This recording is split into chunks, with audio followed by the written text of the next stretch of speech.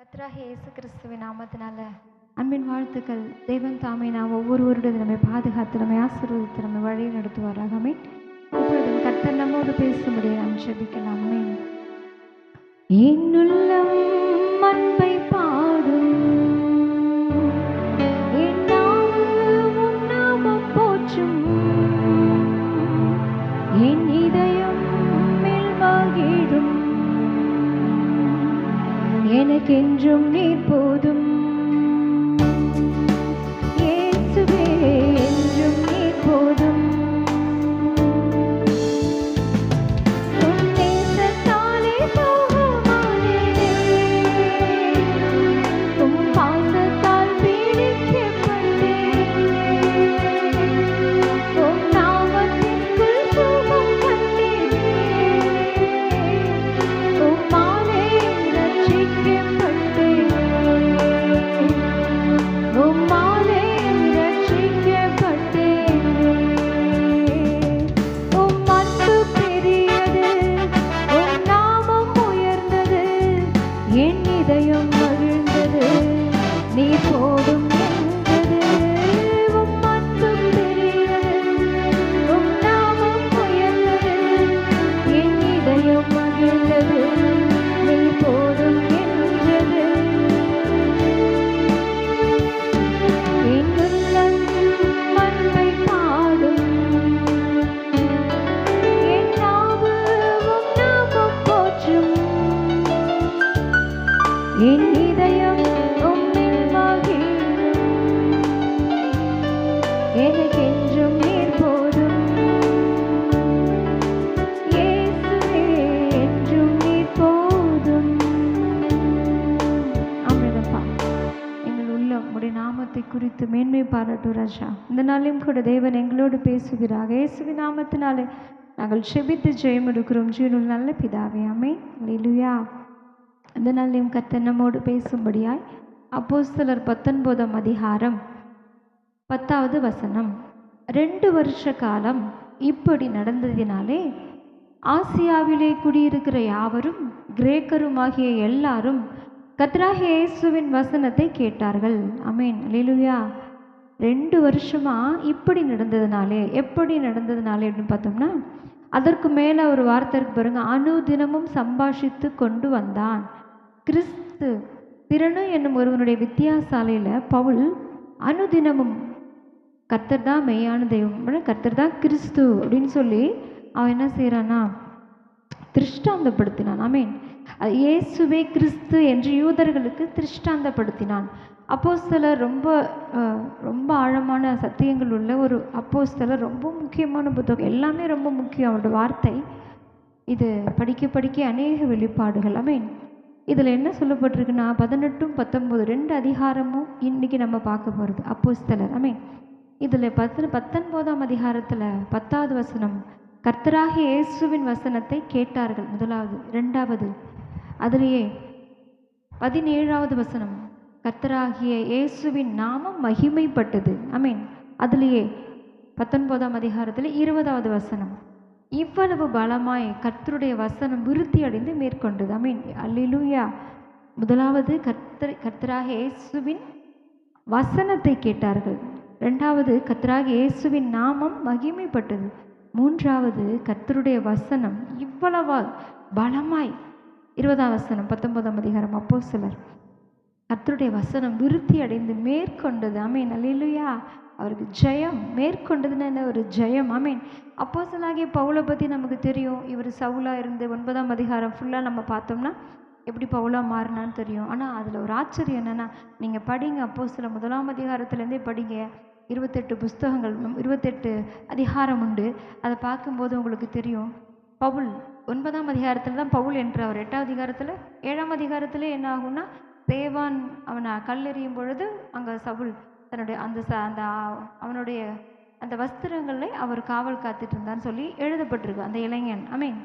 இப்போது 8ஆம் அதிகாரத்தில் சவுல் பாழாக்குனான், சபைகள் துன்பப்படுத்தினான், விசுவாச பிள்ளைகளை, தீர்க்கதரிசிகளை, அப்போஸ்தலர்களை அவன் துன்பப்படுத்தினா எழுதப்பட்டிருக்கு. ஆமென்.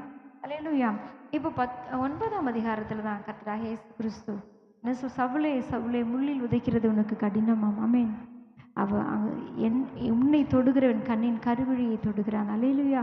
நீ என் பிள்ளைகளை தொடலை, என்ன தான் நீ தொடர. என் பிள்ளைகளை நீ வருத்தப்படுத்தலை, கஷ்டப்படுத்தலை, நீ என்ன கஷ்டப்படுத்துகிற. அப்போது அது எதற்கு சமம் தெரியுமா? நீ முள்ளில் உதைக்கிற. ஆமேன்.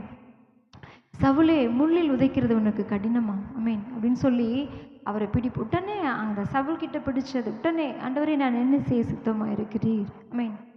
அதுக்கப்புறம் ஞானஸ்நானம் வாங்கி உடனே ஞானஸ்நானம், உடனே ஃபஸ்ட்டு உடனே விசுவாசம், உடனே ஞானஸ்நானம், உடனே பிரசங்கம். ஆமேன். உடனே எல்லாமே அவர் என்ன தாமதிக்கவே இல்லை தன்னோட வாழ்க்கையில். என்றைக்கு அவர் கிறிஸ்து தான், இயேசு தான் கிறிஸ்துன்னு சொல்லி அவர் தெரிந்து கொண்டாரோ, அல்லேலூயா, அன்றைக்கிலிருந்து அந்த க்ஷண பொழுதுலேருந்து சவுல் பவுலாய் மாறினான். பவுல் என்ன செய்யலைன்னா தன்னுடைய ஊழியத்துக்கு தான் சொல்கிறாரு, ஓட்டத்தை முடித்தேன், விசுவாசத்தை காத்துக்கொண்டேன், இது முதல் நீதியின் கிரீடம் எனக்காக வைக்கப்பட்டிருக்கிறது. எவ்வளோ அவருடைய ஊழியம் அவ்வளோ மேன்மையாக இருக்கும் பவுலோட ஊழியம். ஆமீன். இப்போ இந்த பவுல் 18ஆம் அதிகாரம் 19ஆம் வசனம், இப்படி 19ஆம் வசனத்தில் 10வது வசனம், 2 வருஷ காலம் இப்படி நடந்ததுனாலே என்ன பண்ணுறாங்க தெரியுங்களா? ஆசியாவில் குடியிருந்த யாவரும், கிரேக்கரும் எல்லாரும் கர்த்தராகிய இயேசுவின் வசனத்தை என்ன செய்கிறாங்கன்னா கேட்குறாங்க. முதலாவது கேட்குறாங்க. அல்லேலூயா. இங்கே என்ன செய்யப்பட்டிருக்குன்னா, யூதருக்கும் கிரேக்கருக்கும் புத்தி சொன்னான். 18ஆம் அதிகாரத்தில் நீங்கள் பார்த்தீங்கன்னா அவன் கொருந்து பட்டணத்துக்கு வரான். மீன் இதெல்லாம் நமக்கு தெரியும். அங்கே ஆக்கில்லா பிரிஸ்கில்லாங்கிறவங்கள சந்திக்கிறான். அவங்க கூடார தொழில் செய்கிறாங்க. அதனால் அவங்க கூடவே அவனும் கூடார தொழில் செய்கிறதுனால கூட இருக்கிறான். அல்லேலூயா. இப்போது இங்கே முக்கியமாக நம்ம இன்றைய நாட்களில் ஆவியானவர் நமக்கு கற்றுக் கொடுக்குற காரியம், அவன் புத்தி சொன்னான். மீன் அவன் திருஷ்டாந்தப்படுத்தினான். கிறிஸ்து இயேசு தான் கிறிஸ்துவ திருஷ்டாந்தப்படுத்தினான். அப்போஸ்தலர் 18ஆம் அதிகாரத்தில் 1வது வசனம், 11வது வசனம், 13, 19, இன்னும் 4, 23 இந்த வசனங்களையெல்லாம் நீங்கள் பார்த்தீங்கன்னா அதில் புத்தி சொன்னான், திருஷ்டாந்தப்படுத்தினான். இன்னும் என்ன சொல்லப்பட்டிருக்கு? உபதேசம் பண்ணினான் அப்படிலாம் சொல்லி சீஷர்களை திடப்படுத்தினான் அப்படிலாம் அங்கே எழுதப்பட்டிருக்கு. அல்லேலூயா. ஆமீன். அது மாத்திரமல்ல, 19ஆம் அதிகாரத்துலையும் இதே தான் எழுதப்பட்டிருக்கு. 19ஆம் அதிகாரம் அப்போஸ்தலர் 8, 9, 26 இந்த வசனங்கள்லாம் பார்த்தீங்கன்னா இதே தான். திருஷ்டாந்தப்படுத்தினான், புத்தி சொன்னான், பிரசங்கித்தான். ஆமீன். அப்போது இதனால தான் வசனத்தை கேட்டாங்க. தினமும் அவன் என்ன செஞ்சுக்கிட்டு வந்தான்? சம்பாஷித்து கொண்டு வந்தான். மீன் எதை இயேசுவே கிறிஸ்து என்று திருஷ்டாந்தப்படுத்தினான். இது யூதர்களுக்கு பிடிக்கல. இதில் யூதர்களுக்கு என்ன செய்யறேன்னா, யூதர்கள் இவனை பகைக்கிறாங்க. அது மாத்திரமல்ல, இந்த ஒரு காரியத்தை மாத்திரம் பார்ப்போம்.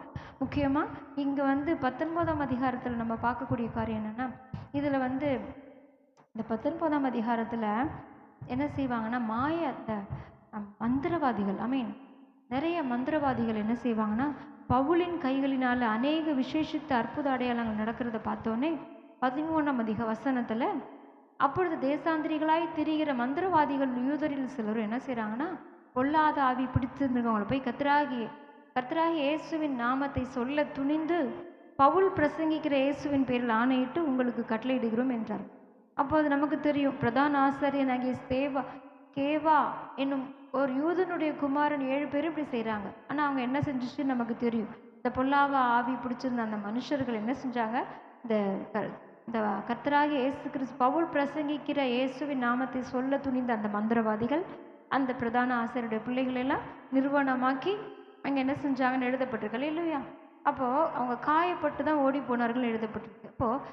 அப்போது இது எபேசுவில் குடியிருக்கிற எல்லாருக்கும் இந்த பார்த்தோன்னே அப்போ தான் அங்கே 17ஆம் வசனத்தில் இருக்குது, கர்த்தராகிய இயேசுவின் நாமம் மகிமைப்பட்டது. இல்லையா? இங்கே தான் அப்போவோட நாமம் மகிமைப்படுது. ஆமீன். ஏன்னா அவர் வானத்திலும் பூமியிலும் மேலான நாம். ஆமீன். அவர் ஒருவர் மாத்திரம்தான். அல்லேலூயா. ஆமீன். வானத்திலும் இந்த பூமியிலும் வல்லமையான ஒரு நாமம் உண்டு, மனுஷருக்குள்ளே வல்லமையாய் வேறொரு நாமம் இல்லை. ஆமீன். அப்போது இங்கே கர்த்தராகிய இயேசுவின் நாமம் மகிமைப்பட்டது. அல்லேலூயா. இப்போ விசுவாசித்தவர்கள் அநேகர் தங்கள் செய்கைகளை அறிக்கையிடுறாங்க. ஆமீன். அப்போது அந்த மாய வித்தைக்காரர்களும் தங்களோட அந்த புத்தகம் இருக்குங்க இல்லையா, அந்த புத்தகத்தை விற்று 50,000 வெள்ளிக்காசு அவ்வளோ வந்துச்சு. அவ்வளோ புக்ஸ் வச்சுருக்குறாங்க அவங்க, மந்திர புக்குகள்லாம். அவங்க மனம் திரும்பிட்டாங்க.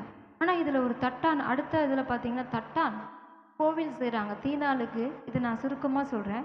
கோவில் வெள்ளியிலே கோவில் செய்கிறாங்க. கோவில் சிலை பேர் மாதிரி சின்னதாக, அது தொழிலாகவே அநேகர் வச்சுருக்குறாங்க. அப்படி இருக்கும்போது அவன் பேர் என்னென்னா இப்படி அக்காலத்தில் இந்த மார்க்கத்தை குறித்து பெரிய கழகம் அது. அப்படின்னா எப்படின்னா, திமேந்திரியு என்னும் பேர் கொண்ட ஒரு தட்டான்.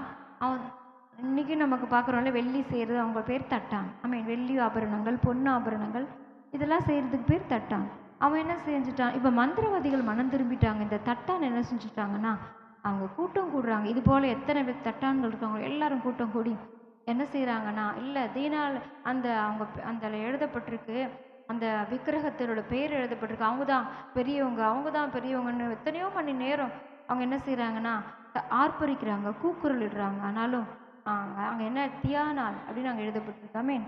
ஆனாலும் கர்த்தருடைய வசனம் அங்கே என்ன செஞ்சிச்சுன்னா பலமாய் மேற்கொண்டது. ஆமேன். அதான் கர்த்தராகிய இயேசு கிறிஸ்து அவர் தான் வானத்திலும் பூமியிலும் பூமியின் கீழே யாதொரு சொரூபத்தையும் விக்கிரகத்தையும் உண்டாகக்கூடாதுன்னு சொல்லி கட்டளை கொடுத்துருக்கிறாரு. இந்த தட்டான்கள் என்ன செய்யலை, மனம் திரும்பினதாங்க எழுதப்படலை. ஆனால் அந்த மந்திரவாதிகள் மனம் திரும்பி தங்களுடைய புக்ஸ் எல்லாம் கொண்டு வந்து எரிச்சிட்டாங்க. ஆமேன். இதுதான் உண்மையான மனம் திரும்புது. இதெல்லாம் எப்படி நடக்கும் நீங்கள் நினைக்கிறீங்க? இதெல்லாம் நம்ம வந்து எழும்பணும். ஆமேன். நம்ம ரட்சிக்கப்பட்டுட்டோம், நமக்கு ரட்சிப்பு வந்துருச்சு. அப்போ நம்ம சொந்தங்கள், நம்ம கூட பழகுறவங்க, நம்ம ஃப்ரெண்ட்ஸ் சர்க்கிள், இன்னும் நம்ம அக்கம் பக்கத்தில் எல்லார்கிட்டையும் இயேசுவை குறித்து சொல்லணும். ஆமேன். அவருடைய நாமத்தை நம்ம சொல்லணும். முதலாவது என்ன சொல்லணும், கர்த்தராகிய இயேசுவின் வசனத்தை அவங்க கேட்குறாங்கன்னா அப்போ சொல்லியிருக்கிறாங்க. ஆமேன்.